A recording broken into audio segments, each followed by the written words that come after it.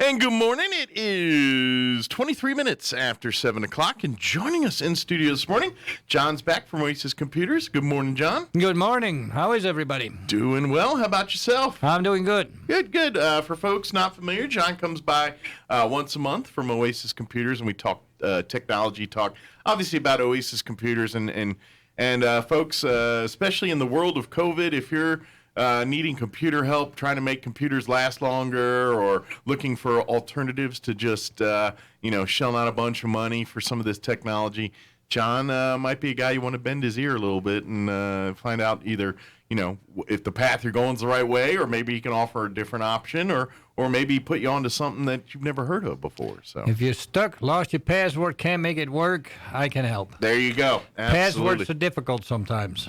Well, that's the one, because we all and I wonder if it's a generational thing where older folks like ourselves, or they may have it where younger folks are more password. I think it's how the brain works. Okay. I just had to go through September's mom passed away. I'm sorry to hear that. But she was just about 80, so it's expected somewhat.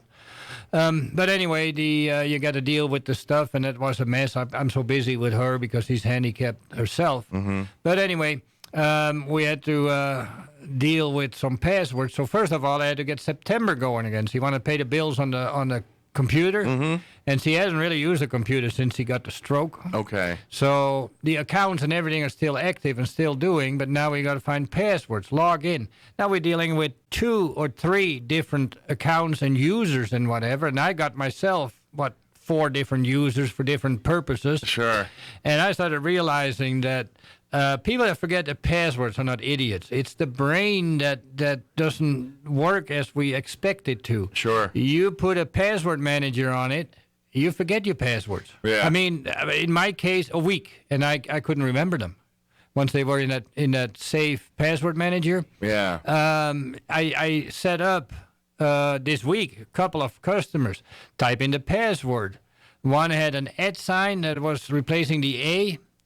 And guess what I did? I typed in, I don't know what the word was anymore, Apple, for instance. Mm-hmm. So I typed the @ sign, an A, and then PPLE. And it didn't work. And I asked the lady, said, can you type it in? She types it in, it works fine. It's like, that's what I typed in. So I typed it in again when we had to reboot, and I type in the @ sign, A, PPLE, and it's like, something doesn't feel right here. I looked at it again. What are you typing? It's @ sign PPO. Wait a minute. @ sign PPLE. I automatically brain added an A to it, and I typed it in. Oh, you were just not. Yeah. You didn't even quite get it. Yeah. I said @ sign A PPLE. Yeah. No, it's @ sign PPLE. Gotcha. Things like that. I keep seeing more and more of that, and that's why you forget. And what I really learned this weekend when we tried to pay those bills that need to be paid, you type in a password you know is good and it doesn't work. Mm-hmm. Now you're off balance. Right, because you're like, well, did I change it? So you type it in again, and if you make a mistake typing, or your keyboard is on caps lock or whatever, you get really confused in a hurry. Yeah. And then another customer that came in last week, she came in, we logged into a bank account of some kind, no problem. She pointed out what the password was, whatever we done. 20 minutes worth of work, and then we had to go check back in the bank account. And I said, what's the password here? And the answer was, I don't know. I said, 20 minutes ago we did this. Where did you find it? You had it on your piece of paper here somewhere. Which piece of paper was it on? Looked through it, dug it up somewhat, and it's like, no. Oh, this is it, she said. Look at the paper, and it's like, don't look right. But we've tried it, didn't go in. Oh, God, she says, there we go again. See, now I need to reset it again. No, wait a minute. Yeah. 20 minutes ago we were in. Sure. You're doing something wrong. So she had another piece of paper and said, oh, no, this one is it. And then we got back in. But you can see how you get confused in the brain, and then it doesn't work. And then you try to reset it, and when you reset it, nobody writes it down and says, oh, my God, I got it. And then, you're going to go the same thing again. Sure. And don't ever lose your phone number. so many things are now signed in where you get a message to the phone number. Yeah. I've had at least 5 people in there that have sold their phone, bought another one, whatever. The phone went bad, and they decided to get a new phone number. And then they lose their Apple account, and Apple said, well, send it to your phone. Yeah.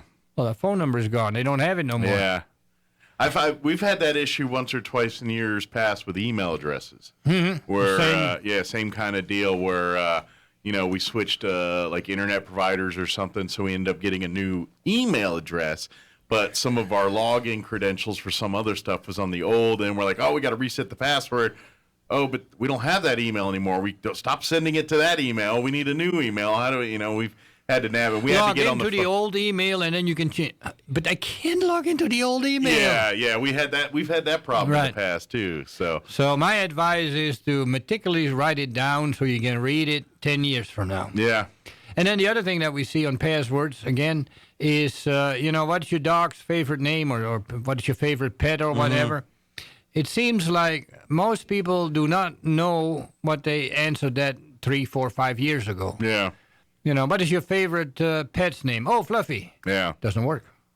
Well, it's always been like that. So things change in that department somewhere. That particular question has never been a problem for me, and that's because of my life, not because everybody else's. And the only reason because of that is if I use what's your favorite pet, it's kind of been a family tradition my whole life that we've named dogs Sissy.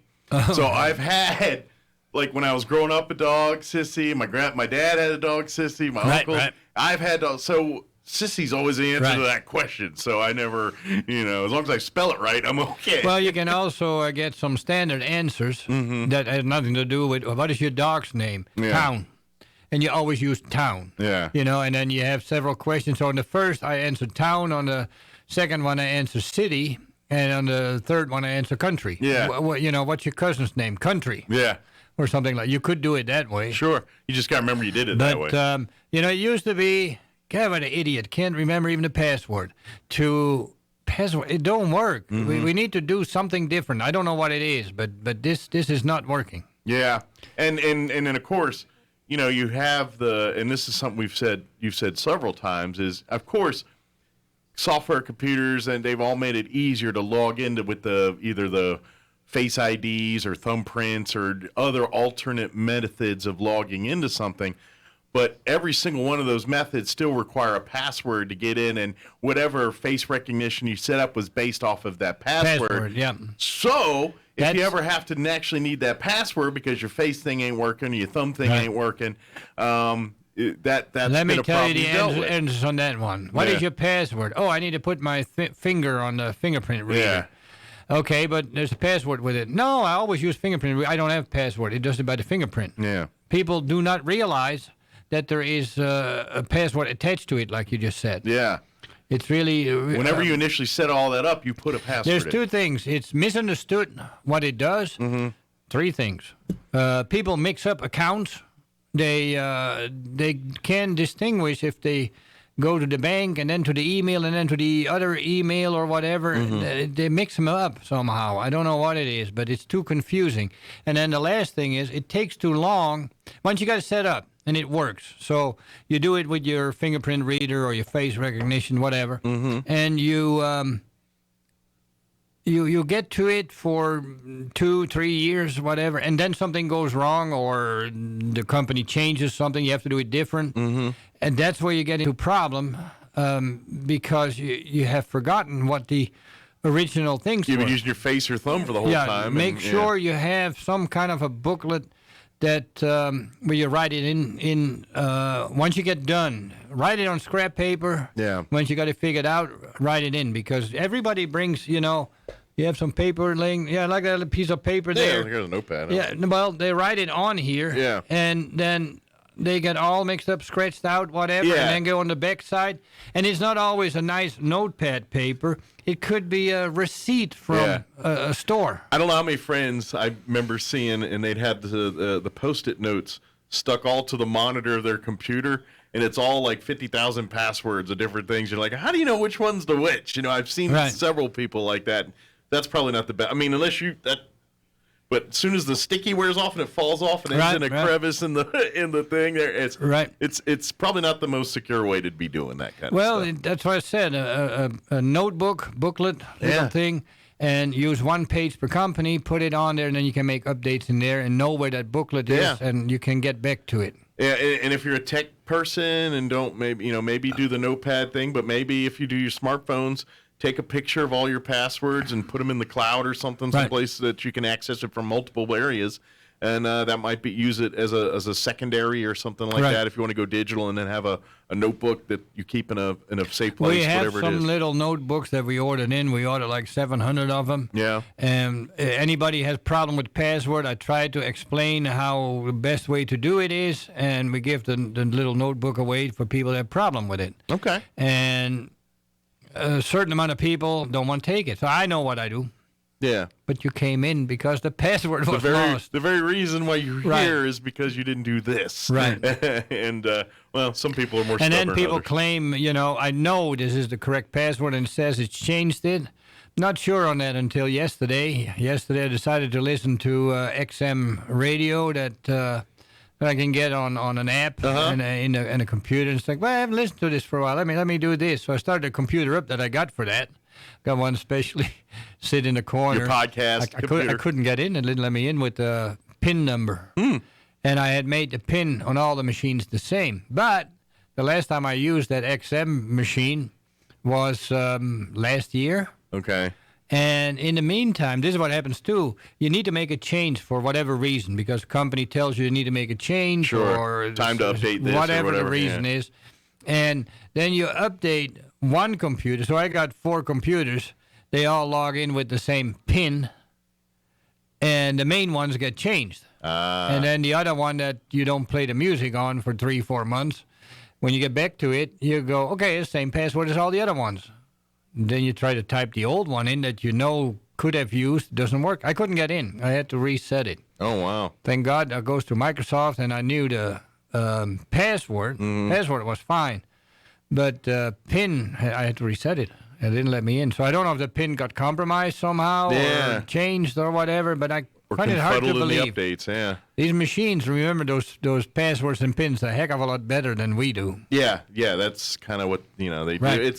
But then again, if something happened in the software or the update there where it corrupted something, it could have easily just... It does corrupt. Yeah. We do find instances where the file that keeps the passwords, whatever, is corrupt. That can be reset sometimes, and sometimes we can't. We just can't get in. Gotcha. Then I'm not sure understand what the purpose of the PIN exactly is. I thought it was make it easier, but you can use a PIN, make it the same as your password. What I have done... Microsoft forced me to make a PIN on my main computer. Gotcha. I couldn't get away from it. So I made one and deleted it off, and then when you reboot, it says you need to make a PIN. And you delete it again, and you need to make a PIN. So finally I said, well, I use the PIN that I use for most things. And it's like, that's aggravating, because now I'm going to forget the password. And I don't like this, So a guy comes in, and he says the PIN. So in my mind, the PIN was 1, 2, 3, 4 or something like that. This guy says the PIN is capital A, exclamation mark, BC 2499, whatever, something like that. And I go, sir, that's not a PIN, that's the password. He said, no, that's the PIN. It's like, well, I don't think that is the PIN. Oh, okay, fine. Why don't I just try it? See what happens. I'm gonna see that it doesn't work. Typed it in, works fine, and I go, what? What? How'd you do that? Yeah, exactly. Well, it turns out if you look a little closer, there's a check mark you can put in. Use letters and characters. Allow characters. Okay. Right. So if you check that, you can actually make the PIN and password the same. Nice. So that way, at least it's consistent across. Now, having the multiple computers and multiple settings and whatever, the PIN belongs with the computer. The password belongs with the account. So if you talk about Microsoft account, you can log in with your Microsoft account. There's a password. You can use that on any machine to log in with the password. Works everywhere. So that's why the PIN's in there, to protect 2 different things. One's the actual hardware, the other's your... Yes, I didn't realize that for a while, but... That makes sense. It was obvious because I got a message and I wasn't sure it was fake or not. But I said, let me just change my password. So I just added an exclamation mark. And... I did that on my main computer for the PIN, and I expected it to change everywhere. If I would have changed the password, it would have reflected over all the computers because it's the account password. Sure. The PIN, though, is for the machine. Yeah. So, of course, I go to the next machine, I log in, let me in. You're like, wait, what? I tried 3 times, and I go, I know I changed. Wait a minute. Maybe I should use the old one. Yeah. So the old one let me in on the other computer. So that's where I realized the PIN is for the computer. Sure. The password is for the account. Well, it makes sense. That makes perfect. And it also now it legitimizes the use for the PIN and making sense why we have and that. Right. We make more options. I also have never understood really the multiple logins into Google. Google can let you log in as different things, aliases, different users. Whose user is using this? And that never made much sense to me. It's one person, one computer.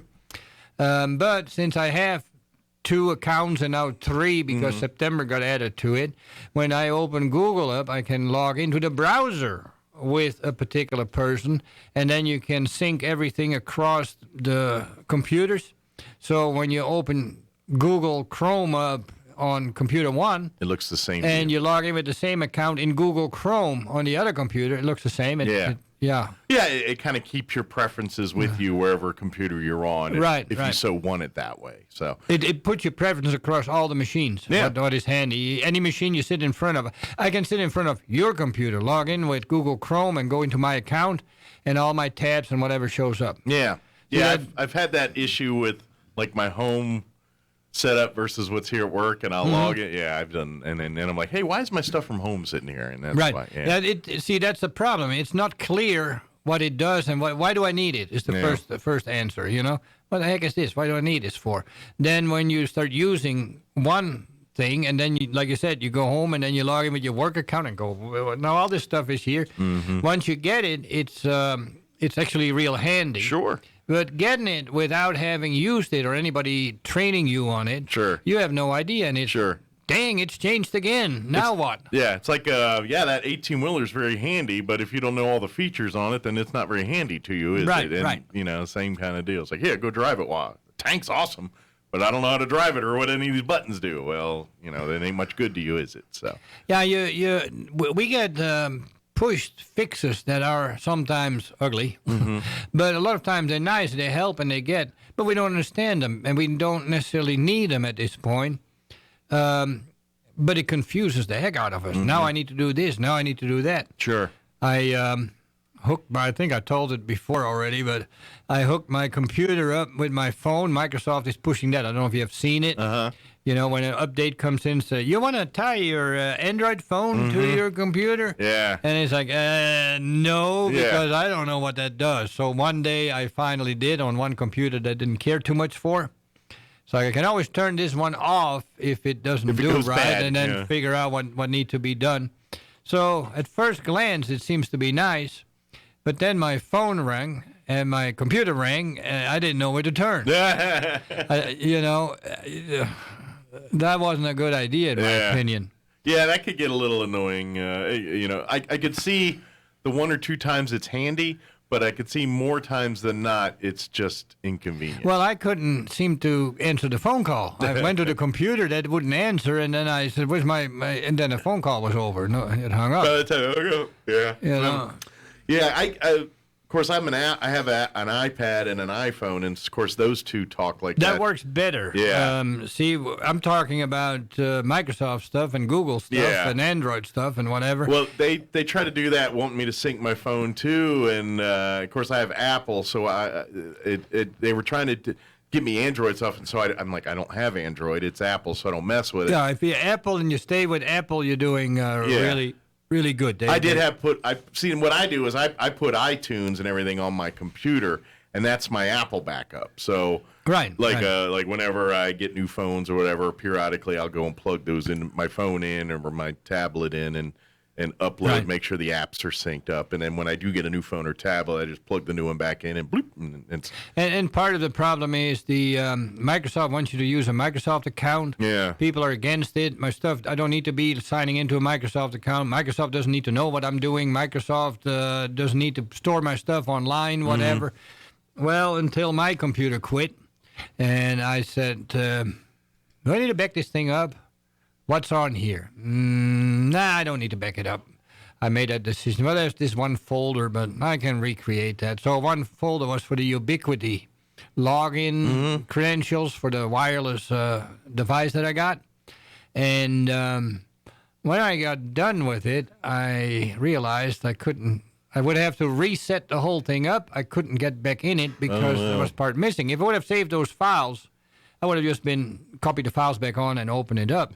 So I didn't know what to do, and I let it be. I got busy with stuff. Next day I come in and I go, why are my files back on my computer? Well, I had a Microsoft account. I have used OneDrive. OneDrive asks you want to set it up? Yeah, sure, why not, whatever. But I didn't use it. I didn't care for it, whatever, until that day. The next day, it had restored out of OneDrive back to my account that I logged in with, those files. And I go, oh, is it working then? So I clicked on the file folder for the Ubiquiti, and it worked fine. I didn't have to make any changes. So, yeah, there's a big benefit in some things that they do. But then on the other hand, they do a lot of things for their benefit. Sure. So they can make more money or advertise to you or whatever. They'll advertise the heck out of the convenience, but they don't tell you, well, now we can track this, do this here, and sell you this on this end. So don't worry, they're not charity in the night. They're getting theirs. Don't worry about that. Yeah, and they're trying to make more. That's right. Just saw the time. We probably should be wrapping this up here. Yep. But, folks, if you are looking for help with anything related to computers, whether, like you said, you're having password issues or software, hardware issues, want to do some upgrading of your computer, maybe you want to go solid state if you got the old spin-up hard drives here, or maybe you're looking to go cut the cords and go, doing that kind of stuff, and you're looking for advice or equipment to do that. John can put you in the right direction for all that stuff. So yeah, I'm there from 8 till 12:30 now. Monday through Friday, right? Monday through Friday. That gives me time because I'm by myself now to fix stuff up in the afternoon, go on service calls, and run errands that need to be done. Yeah, that's why he's listening to more podcasts. There's no one to talk to, so when he's in there working with the computers, you got his podcast going on. They're always going. Always the Leo Laporte shows. There you go. Keeping up to date there. No, they're very helpful, by the way. If you listen to the Leo Laporte show, especially the one that's on the radio, too, the Saturday and Sunday show. Yeah, we carry them right here on Right.